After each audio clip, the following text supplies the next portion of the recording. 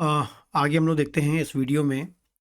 Last video हमने देखा था क्लासिफिकेशन ऑफ डायबिटीज़ हमने देखा था। टाइप 1, टाइप 2, गेस्टेशनल डायबिटीज़ बताया था मैंने आपको, ग्लूकोज इंटॉलरेंस बताया था और लास्ट बताया था आपको मैंने इंसुलिन रेजिस्टेंस सिंड्रोम। ठीक है, सभी को अपन लोग देखते हैं और यहाँ से आपके कॉम्पिटिटिव एग्जाम में भी क्वेश्चन आ जाते हैं और एग्जाम में भी आता है कि short notes of type 1, type 2 उसको आप इंडिविजुअल भी आप एक्सप्लेन कर सकते हैं एग्जाम में। ठीक है, तो पहले हम देखते हैं टाइप 1 डायबिटीज़। ठीक है, टाइप 1 डायबिटीज़ जो होती है ये हमको, इसका एक और नाम होता है इंसुलिन डिपेंडेंट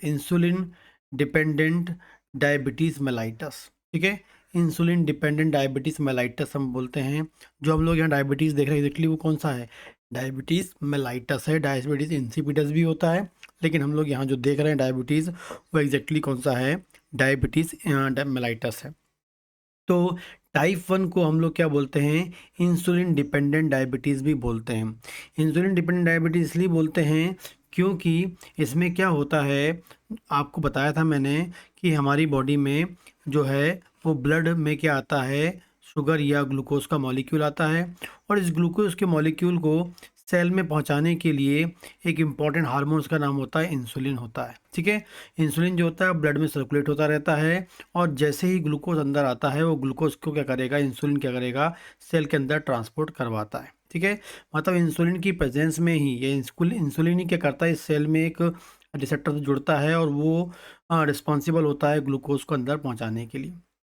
ठीक है, और ये जो इंसुलिन है वो लगातार आपके ब्लड में प्रेजेंट होता है या ब्लड में आता है और ब्लड के द्वारा फिर सेल में पहुंचता है, यही तरीका होता है।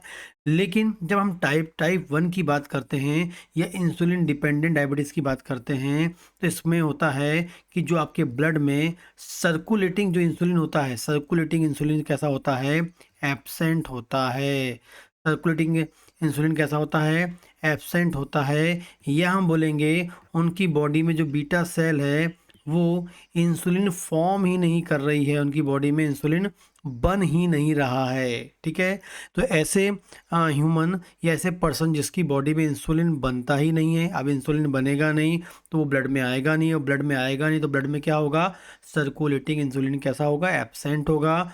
तो जिसकी बॉडी में इंसुलिन बनता ही नहीं है, ये हम बोलेंगे इनके ब्लड में सर्कुलेटिंग जो इंसुलिन है वो कैसा होता है, एब्सेंट होता है। ठीक है, तो इस कंडीशन में क्या होगा, हमें बाहर से इस पेशेंट को क्या करना पड़ेगा, बाहर से क्या करना पड़ेगा, हमें करना पड़ेगा एक्सटर्नल। ठीक है ना, एक्सटर्नल या हम इसे बोलेंगे एक्सोजेनस। एक्सोजेनस क्या करना पड़ेगा, इंसुलिन उसको प्रिस्क्राइब करना पड़ेगा या देना पड़ेगा। बाहर से हमको इंसुलिन देना पड़ेगा और जब ये इंसुलिन अंदर जाएगी, ब्लड में जाएगी एंड फिर आपके सेल में ग्लूकोज को एंटर कराएगी। तो ये वाला जो टाइप 1 वाला होता है जिसे हम इंसुलिन डिपेंडेंट बोलते हैं, तो ये उसकी बॉडी में नॉर्मल इंसुलिन तो बन नहीं रहा है, नॉर्मल इंसुलिन फॉर्म ही नहीं हो रहा है, ब्लड सर्कुलेशन में इंसुलिन है ही नहीं, इसलिए वो बाहर की इंसुलिन पे डिपेंड करता है। मतलब इसमें इंसुलिन आपको देना ही पड़ता है, बिना इंसुलिन के काम नहीं होता है और वो भी बाहर का इंसुलिन देना पड़ता है, इसलिए इंसुलिन डिपेंडेंट डायबिटीज़ मेलाइटस बोलते हैं। तो टाइप 1 में इंसुलिन एब्सेंट होता है, बाहर से आपको देना पड़ता है, इसलिए से इंसुलिन डिपेंडेंट डायबिटीज़ मेलाइटस हम बोलते हैं। ठीक है, तो type 1 insulin dependent diabetes mellitus, circulating insulin absent होता है and beta cell insulin form नहीं करता है, एक्सोजेनस इंसुलिन उसको हमको देना पड़ता है या रिक्वायर्ड होती है। ठीक है, और जो टाइप 1 डायबिटीज़ होता है वो कॉमनली आपको मिलता है लेस देन 30 ईयर, मतलब 30 साल से छोटे में,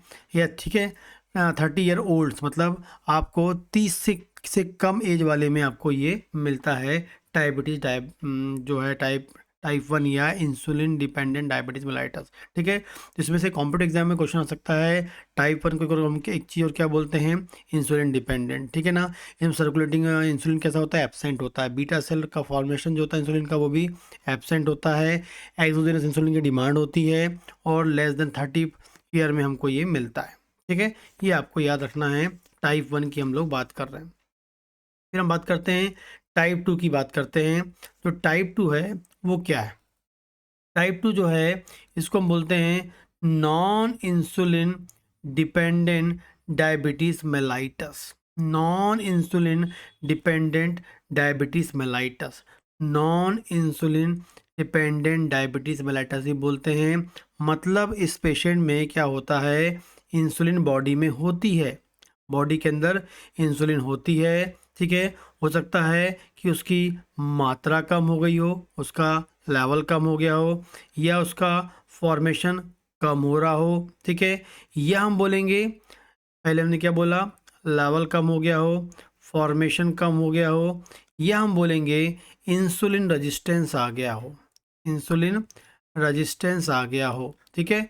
इंसुलिन रेजिस्टेंस आ गया हो मतलब इंसुलिन तो है, सब नॉर्मल इंसुलिन है, लेकिन उसका जो एक्शन है वो कैसा हो गया है, कम हो गया है। मतलब वो जो सेल के रिसेप्टर से जुड़ना चाहिए वो जुड़ नहीं पा रही है, ठीक है।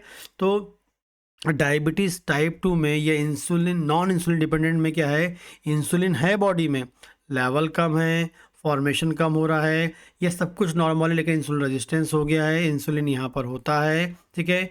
यहाँ पर ये बाहर के इंसुलिन पर डिपेंड नहीं करती, इंटरनल बॉडी में इंसुलिन फॉर्म होता रहता है, इसलिए इसका नाम non insulin dependent diabetes mellitus होता है। टाइप 1 का आपको याद रखना है।